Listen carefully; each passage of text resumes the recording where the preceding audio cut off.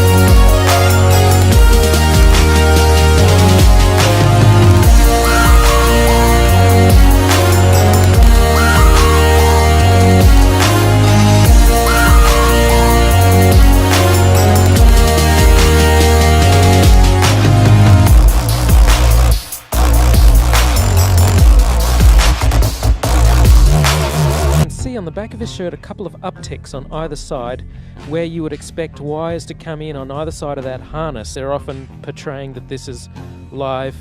Of course, these things are fully choreographed and edited in advance to make sure that there's nothing too obvious.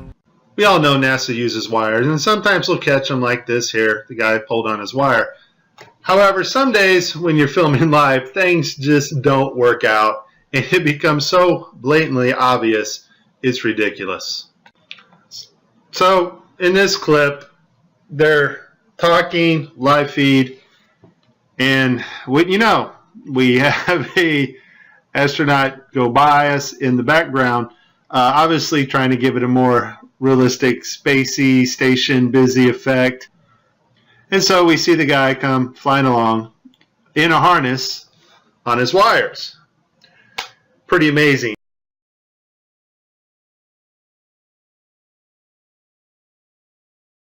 The 8.5 Gs, you're really being pushed into the seat, and all of a sudden it stops. You're floating. It's a lot of fun.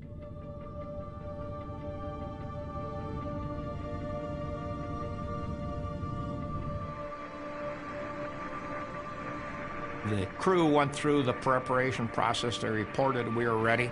Yeah, my phone. I had a tracking station make sure that all of the safety criteria had been met, and this was now okay to open up the hatch.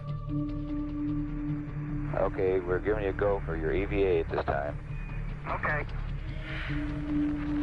Roger, flight, let's go. Okay.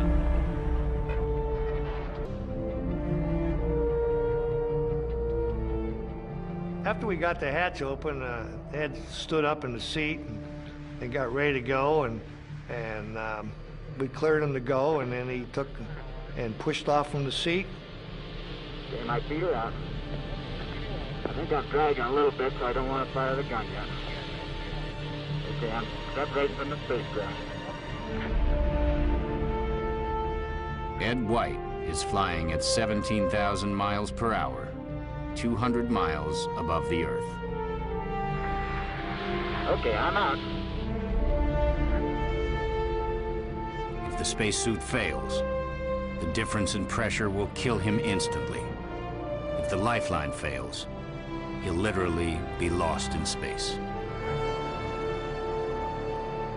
The only thing to do would be to disconnect them and let them float around out there. I mean, it was, you know, these are things that's in everybody's mind. We don't have a plan. We don't have a checklist on how you kill your best friend.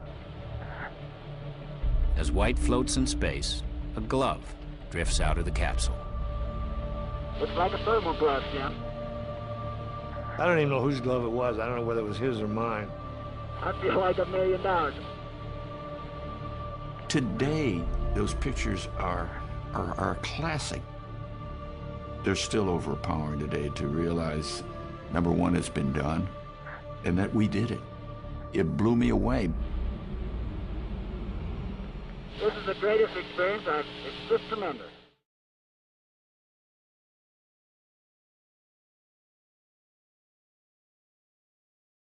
Here's where I think the animators got carried away with creative license.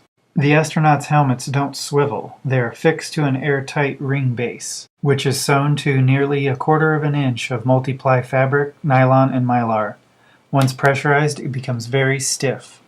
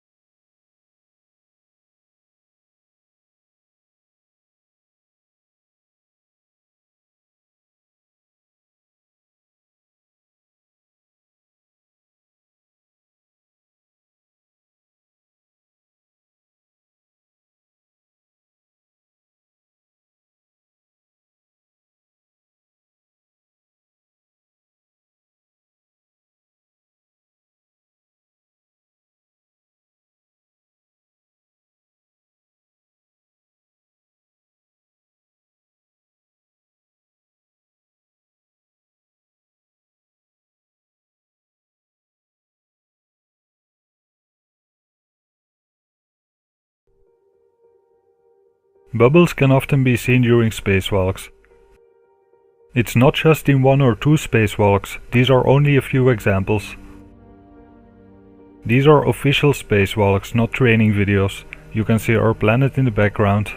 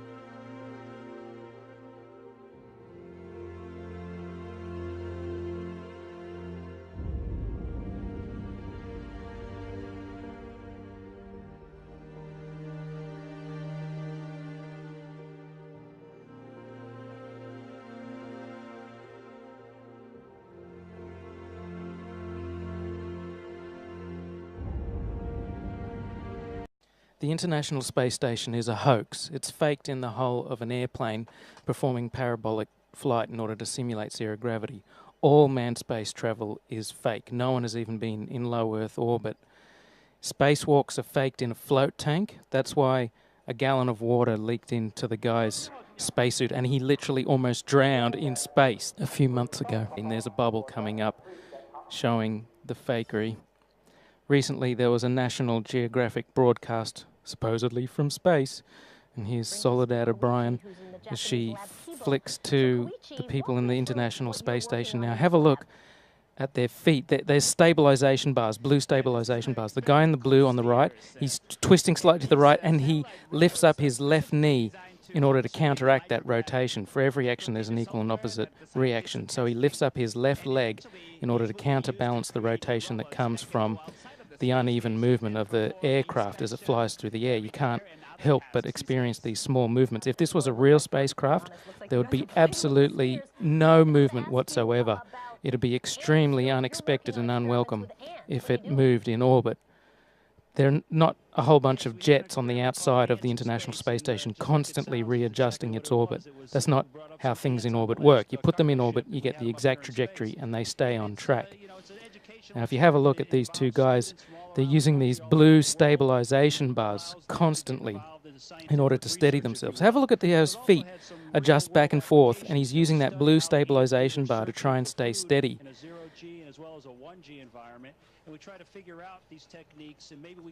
Constantly back and forth movement. Now he starts to rotate slightly. His feet start to move to his right. Wow. So Rick, earlier Katie was giving me right there, and he lifts up his left leg to try and counterbalance the rotation. As he moves away from there, he moves forward. And once again, he hangs on to the bar on the side with his left hand to stabilize himself. This should not be happening in space. Now, this is the same thing sped up. Have a look at the two spheres. One of them is rotating. Through the force of precession, it doesn't move as much. But look at the one on the left. It should be moving in a straight line. Instead, it has this strange curved trajectory. This is not outer space. This is a hoax. And if they're going to fake one thing in outer space, the whole thing is fake.